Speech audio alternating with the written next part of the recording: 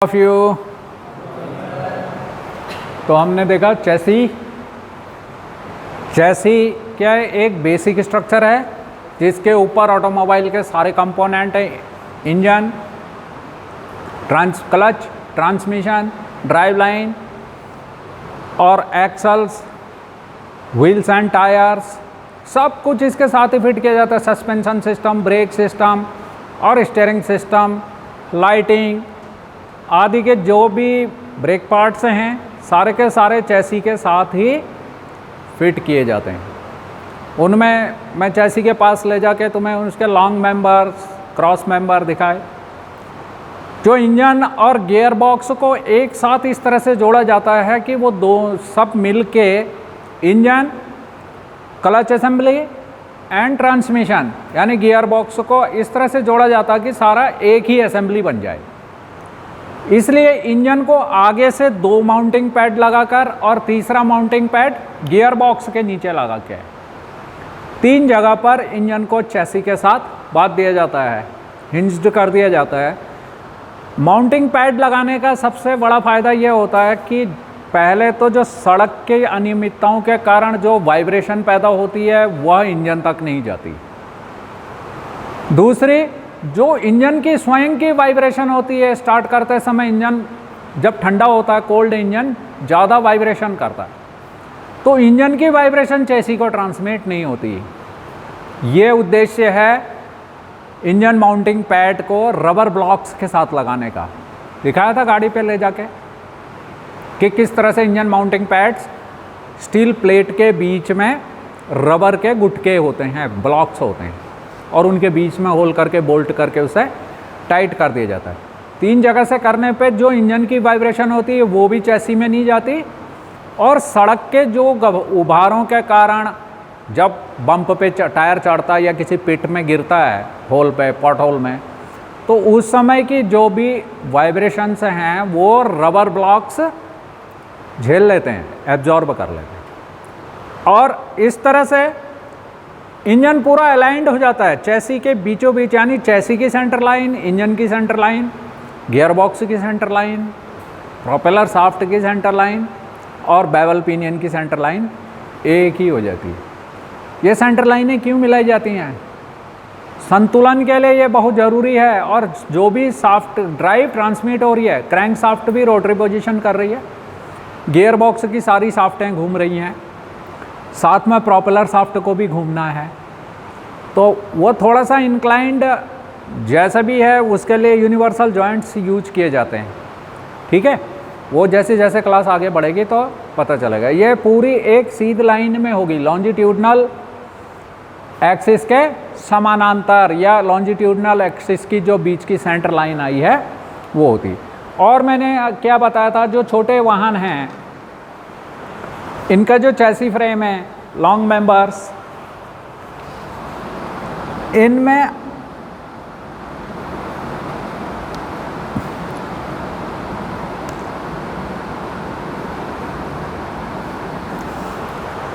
Front axle के up SVEEP को जब भी गड्ढों में उभार के कारण जो फ्रंट एक्सल और रियर एक्सल में जो भी डिफ्लेक्शन होगा, थोड़ा ऊपर नीचे की चाल होगी, उसके लिए इस तरह से उभार दिए जाते हैं।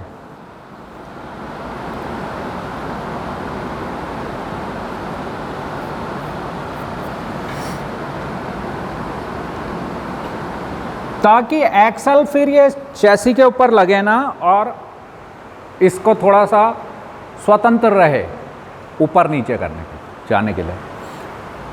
जो भी इसकी जो सेंटर लाइन है, यानी फ्रंट एक्सल की और रियर एक्सल के बीच की जो सेंटर लाइन की ये इसकी दूरी है,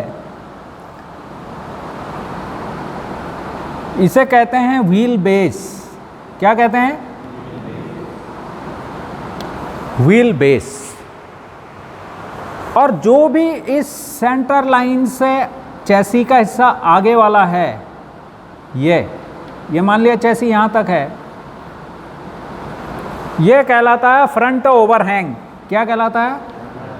फ्रंट ओवर हैंग। इसको मैं FOH लिख रहा हूँ। ठीक इसी तरह से जो रियर व्हील की एक्सल के सेंटर से पीछे जो जगह है जहाँ तक चैसी लंबा है, ये पिछला बम्पर, ये कहलाता है रियर ओवरहैंग। रियर ओवरहैंग ये अभी आफ्टर लंच जब आ जाओगे तो चैसी पे भी नापोगे, और जो कारें खड़ी हैं इनका भी wheel base, front overhang, rear overhang, rear wheel track, front wheel track, overall length bumper to bumper. Overall length हो गई फ्रंट बम्पर से लेके रियर बम्पर तक के बीच की दूरी। ठीक है, इस पर हम बाद में बात करेंगे। ठीक है, परंतु जैसे जैसे फिर ये चैसी के सेक्शन बताए थे मैंने कि जो छोटी कारें हैं, कारों में तो फ्रेमलेस कंस्ट्रक्शन होता है, उनमें ये चैसी बनाने की ज़रूरत, चैसी फ्रेम की ज़रूरत नहीं होती। चैसी फ्रेम रखने से इसकी ऊंचाई थोड़ा सा बढ़ जाती है, वाहन की ऊंचाई बढ़ जाती है, ग्राउंड क्लियरेंस भी बढ़ जाता है, थोड़ा ऊंचाई भी बढ़ जाती है। फिर इसके ऊपर जब बॉडी रखते हैं, तुमने देखा बॉडी बोल्टेड थी जब बॉडी उतारी जीप की, इसी तरह से पहले जो टाटा सफारी डाइकॉर थी उसमें भी चैसी फ्रेम के ऊपर बॉडी रखी हुई थी। इससे ऊंचाई भी बढ़ जाती है और बॉडी में थोड़ा सा रोल होता है। इस रोल को दूर करने के लिए और टायरों का सड़क के साथ अच्छा संपर्क बनाने के लिए, वाहन की ओवरऑल ऊंचाई को कम रखने के लिए आजकल पूरा एक कंसोलिडेटेड, पूरा एक ही कंस्ट्रक्शन या मोनोक्यू कंस्ट्रक्शन होता है। यानी जो बॉडी है उसी के लोअर पार्ट में, जो लोअर फर्श है, फर्श की सीट में ही इस तरह की व्यवस्था बना दी जाती है, ब्लॉक्स बना दिए जाते हैं चैसी के तरह ही, ताकि उसमें सस्पेंशन के पार्ट्स फिट किए जा सकें। बाकी पूरे किसी भी ऐसी चैसी की ज़रूरत नहीं रहती, वो इंटीग्रल पार्ट हो जाता है, उसका बॉडी का ही एक अभिन्न हिस्सा हो जाता है। उसकी वजह से क्या है, ग्राउंड क्लियरेंस थोड़ा सा कम हो जाती है और वाहन नीचा हो जाता है, बॉडी रोल दूर हो जाता है, पुलिंग पावर बढ़िया आती है, कंफर्टेबल जर्नी होती है। उस पर टायर बड़े साइज़ के लगा के थोड़ा सा ग्राउंड क्लियरेंस को ऊपर कर देते हैं। जो एसयूवीज में देखो, नेक्सन में जिस तरह की है, या हैरियर है, XUV 500 है, 300 है, 700 है, ये सब क्या हैं, ये फ्रेमलेस कंस्ट्रक्शन है। ठीक है, जितनी भी कारें हैं, चाहे वो मारुति की अल्टो 800 हो, चाहे सेलेरियो हो, चाहे इंडिका विस्ता हो, इंडिगो हो, मांझा हो, या अभी टिगोर, जेस्ट, टियागो, जो भी हैं, ये सब फ्रेमलेस कंस्ट्रक्शन है। ठीक है, ये छोटे में, परंतु जैसे जैसे बड़ी होती चली जाएगी वाहन, बड़ा होता चला जाएगा वाहन। बस है, बस में बहुत सारी सवारियाँ, 42 सीटर भी है, 35 सीटर भी है, 52 सीटर भी है, और ट्रक हैं जिनका कि GVW 16 टन से ज़्यादा है, 17 टन 18 टन जिस पर लोड पड़ना है, GVW ग्रॉस व्हीकल वेट। एक होता है डेड वेट, जिसमें सिर्फ चैसी का वेट है, वाहन की बॉडी का वेट है, टायरों का, एक्सल्स का, जो भी पार्ट्स उसमें लगे हुए हैं वो सब है, बट वो विदाउट स्टेपनी है, स्पेयर टायर नहीं होता उसमें। जैक रॉड और जो टूल्स वगैरह गाड़ी के साथ होते हैं ये भी नहीं होता। फ्यूल टैंक में फ्यूल भी नहीं है, तो वो कहलाता है डेड वेट, जिसमें सिर्फ वाहन के चैसी का, उसके कंपोनेंट्स का, उसकी बॉडी का वेट होता है। ठीक है, दूसरा वेट होता है unladen wait, ULW। Unladen wait में स्पेयर टायर होता है, जैक भी होगा, जैक रॉड भी होगी, और जो थोड़ा बहुत स्पैनर्स टूल्स यूज किए जाते हैं वाहनों में वो रहेंगे, और फ्यूल टैंक में फ्यूल भरा हुआ रहेगा, वाहन के ऊपर ड्राइवर भी बैठा हुआ होगा। ये कहलाता है अनलेडन वेट। ठीक है, चाहे ड्राइवर को उतार भी लो, उसके बाद जो भी वेट है। एक होता है gross vehicle wait. Gross vehicle wait हो गया अनलेडन वेट प्लस उसमें जो सामान लदा हुआ है। समझ में आ गई? सामान कितना लदा हुआ है? जितना RTO से अप्रूव्ड है, जो मोटर व्हीकल एक्ट 2019 अमेंडमेंट के अनुसार जो उसमें सामान लदा हुआ है उसका वेट प्लस अनलेडन वेट, ये टोटल वेट कहलाता है ग्रॉस व्हीकल वेट। जैसे जैसे वाहन बड़े होते जाते हैं, हैवी कमर्शियल व्हीकल्स हैं, टाटा का 1613 SE है या E है या LPK है, LPK बोलते हैं जो LP टाइप के टिप्पर होते हैं। टिप्पर क्या काम करते हैं? कंक्रीट, रेता, बजरी वगैरह ले जाने का काम आते हैं, ठीक है ना, माइनिंग ट्रैक्स, माइनिंग में काम आते हैं। तो ये हैवी चलते हैं, तो इनके चैसी में इस तरह के उभार नहीं होते, ना ही ये चैसी आगे से संकरे होते हैं। जो छोटे छोटे वाहन हैं, SUVs थे पहले, ये जीपें वगैरह थी, तो ये आगे से थोड़ा सा नैरो रख दिया जाता था चैसी को। इससे फ़ायदा ये होता है कि टर्निंग रेडियस कम हो जाता है, यानी कटिंग एंगल अच्छा मिल जाता है, संकरे मोड़ों पर भी वाहन को चलाना आसान हो जाता है, 90 डिग्री पे भी टर्न करना आसान हो जाता है। टर्निंग एंगल होता है ये जब हम वाहन को घुमाते हैं, अबाउट टर्न करते हैं, यहाँ से जा रहा था, घूमा,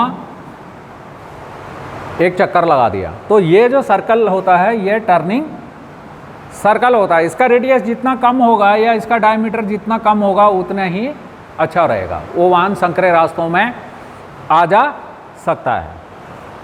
तो चैसी पे पड़ने वाले और बहुत सारे बलों के बारे में मैं बता चुका कि कैसे उसमें पैसेंजर का भार प्लस लोड जो भी है वो वर्टिकल लोडिंग है, टर्निंग के समय, कॉर्नरिंग के समय पड़ने वाले बल हैं जो उसमें मरोड़न पैदा कर रहे हैं, सड़क की अनियमितता के कारण पड़ने वाले बल हैं, braking torque, engine torque, sudden collision and many more, जिन पर पहले बात हो चुकी है, ठीक है। अब है कि इस चैसी मटेरियल के लिए, किस चैसी बनाने के लिए किस तरह का मटेरियल यूज किया जाता है, आखिर ये चैसी फ्रेम बनता किसका है। इसकी संरचना बता दी थी, C सेक्शन, चैनल सेक्शन दिखाया था जीप में ले जाके। इसी C सेक्शन को यहाँ पर से एक प्लेट लगा के इसको इस तरह से कई तरह के बॉक्स सेक्शन बनाए जा सकते हैं। 2 C सेक्शनों को आपस में यूँ जोड़ के बट जॉइंट लगा के पहला बॉक्स सेक्शन एक ये बन जाता है।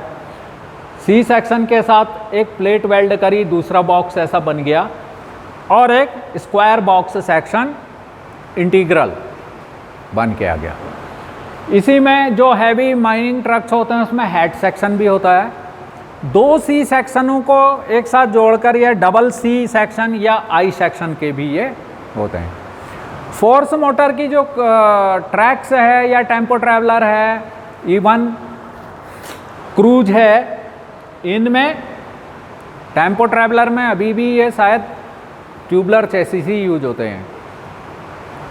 देखना टेम्पो ट्रैवलर जो चलता है SFC है, वो क्या है?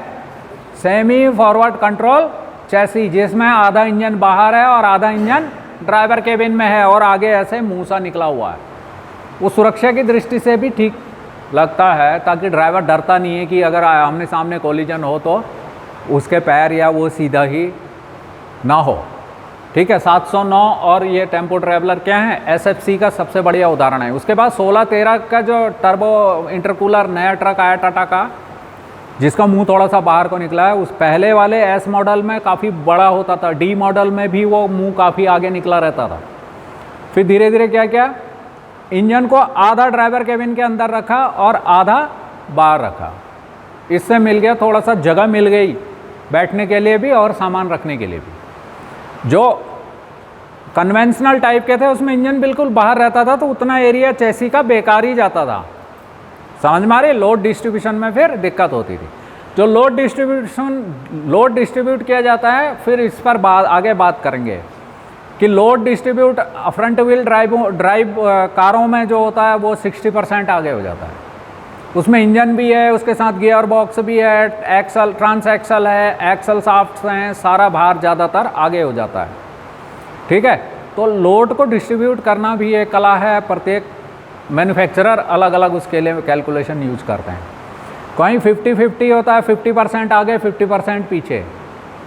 पर जब ट्रक खाली हो गया तो उसमें आगे आगे भार हो गया, पीछे खाली हो गया, ऐसा नहीं है। पीछे रियर एक्सल का भी लोड है, अनस्प्रंग वेट, इस पर जो लोड डिवीजन पर बाद में बात करेंगे। तो अभी इसके लिए जो भी फ्रेम का कंस्ट्रक्शन होता है, इसके लिए 3 तरह के स्टील यूज किया जाता है।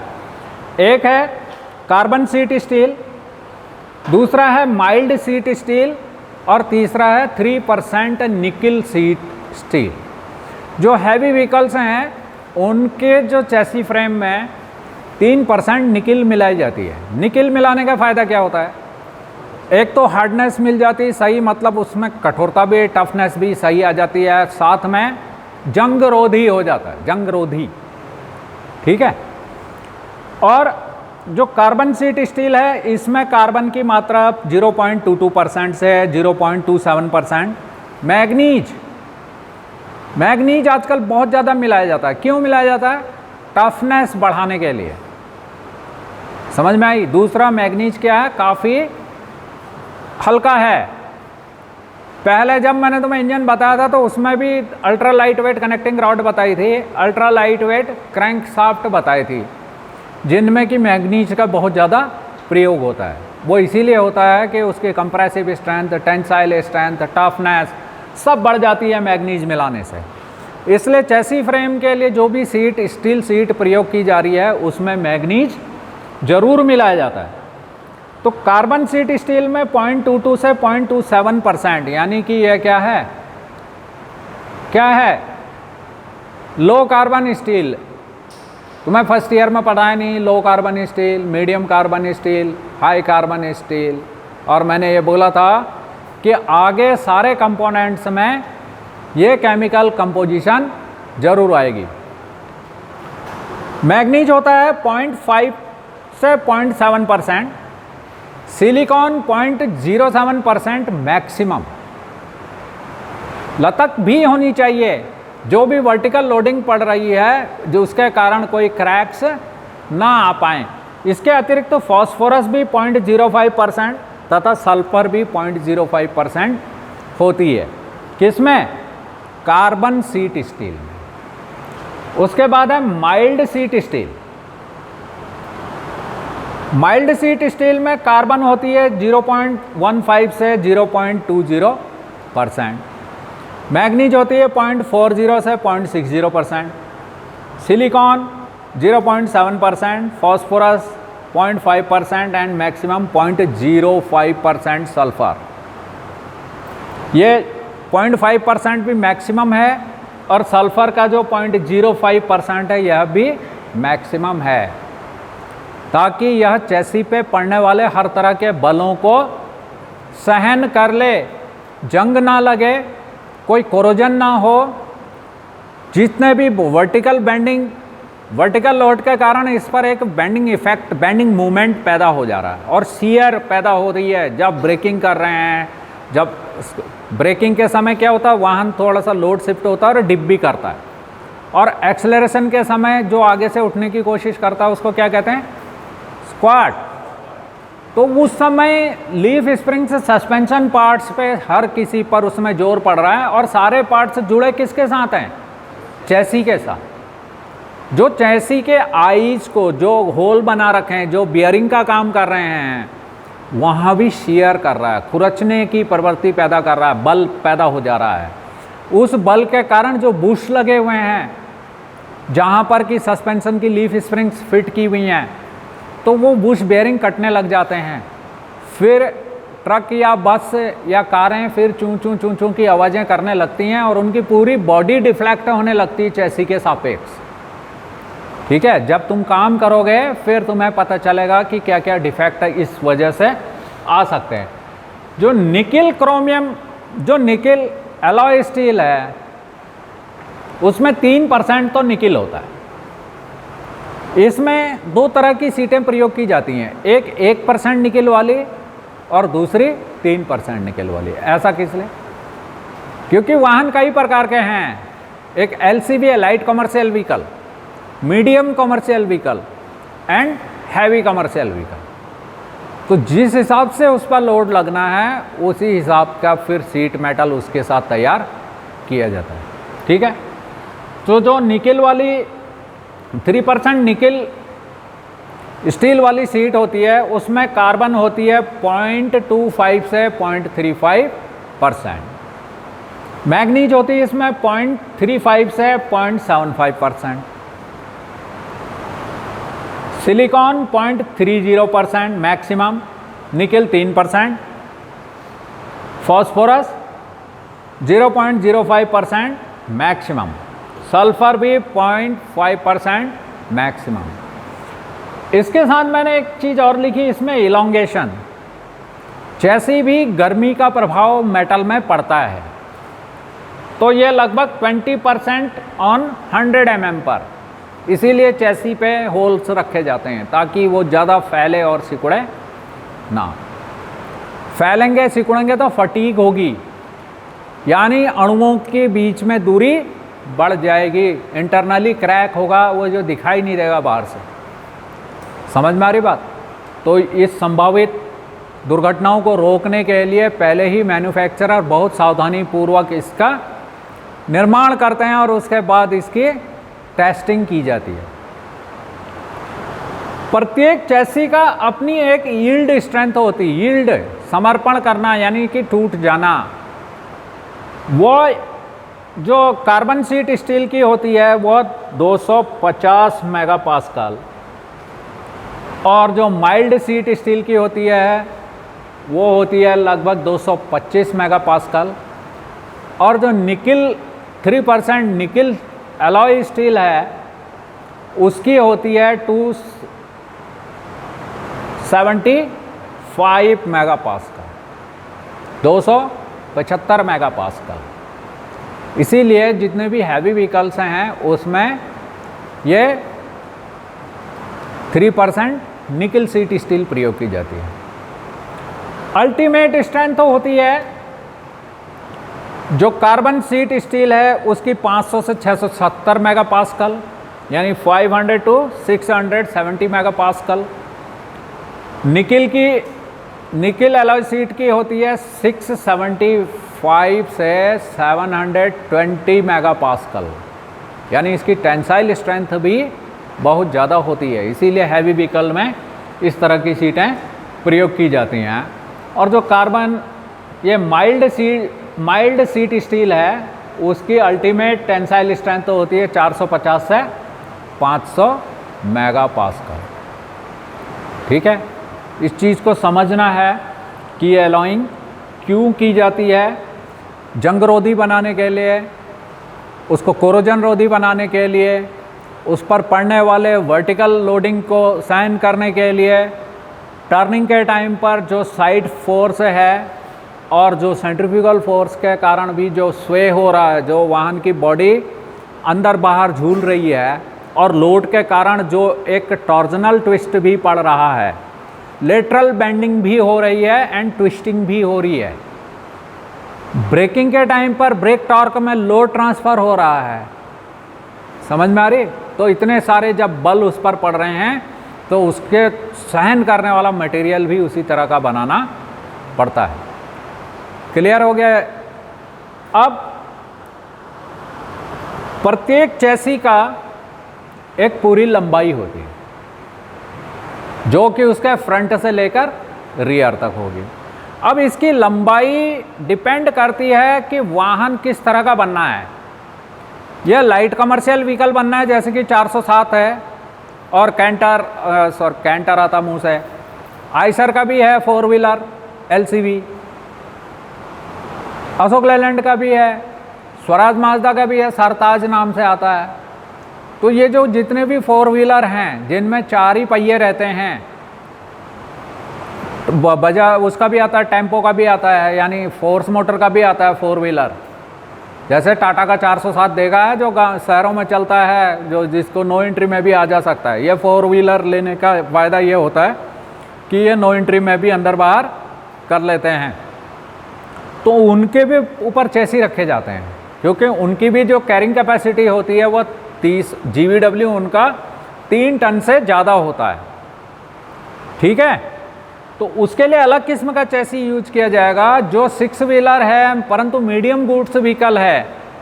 जैसे माजदा का T35 है, T3500 3500, या फिर आइसर का 1050, 1016, 1060, 1075, ये जो इनके प्रो हैं। ठीक है, उसके चेसी मटेरियल अलग होगा।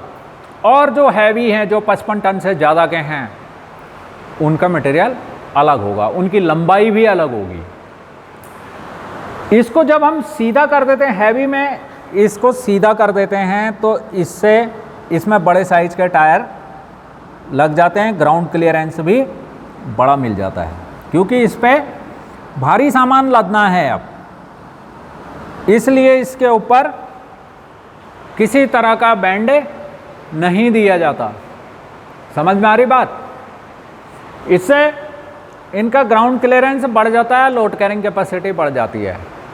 कई में इसके ऊपर भी एक सब फ्रेम लगा देते हैं ताकि उसके ऊपर बॉडी को आसानी से फिट किया जा सके, चैसी के ऊपर पड़ने वाले भारों को कम से कम किया जा सके। आगे बात समझ में? ट्यूबलर चैसिसों का प्रयोग सिर्फ फोर्स मोटर वाले ही कर रहे हैं। पहले हिंदुस्तान मोटर्स वाले ट्रैकर बनाते थे इसमें, अब वो हिंदुस्तान मोटर्स खुद ही बंद हो गई, उसने एम्बेसडर कारें बनाते थे या ट्रैकर बनाते थे। अब जो भी चैसी की लंबाई होती है फ्रंट से लेकर रियर तक, ये इसकी ओवरऑल लेंथ होती है। जहाँ पर फ्रंट एक्सल और रियर एक्सल फिट किए जाते हैं, तो फ्रंट एक्सल के सेंटर से रियर एक्सल के सेंटर की बीच की दूरी व्हील बेस कहलाती है। फ्रंट एक्सल के सेंटर से चैसी के सबसे फ्रंट डेड एंड तक, फ्रंट डेड एंड, उसके आगे नहीं है चैसी, वहाँ तक की दूरी फ्रंट ओवरहैंग कहलाती है। रियर एक्सल के सेंटर से रियर डेड एंड तक के बीच की दूरी रियर ओवरहैंग कहलाती है। दोनों फ्रंट टायरों के, ये मान लिया दो फ्रंट टायर हैं, इनकी एक सेंटर लाइन है और ये एक्सल से जुड़े हुए हैं आपस में। तो ये जो दूरी है दोनों फ्रंट व्हीलों के सेंटर टू सेंटर की दूरी, यह कहलाती है व्हील ट्रैक फ्रंट या फ्रंट व्हील ट्रैक। और इसी तरह से जो रियर टायरों के सेंटर लाइन के बीच की दूरी और रियर व्हील ट्रैक कहलाती है। पर जिनमें पीछे 4 टायर होते हैं उस पे उसकी बात अब बाद में करेंगे, ठीक है? अभी तो फिलहाल 4 पहिए वालों की बात कर लो, ठीक है? It's enough for the day. Have a great day.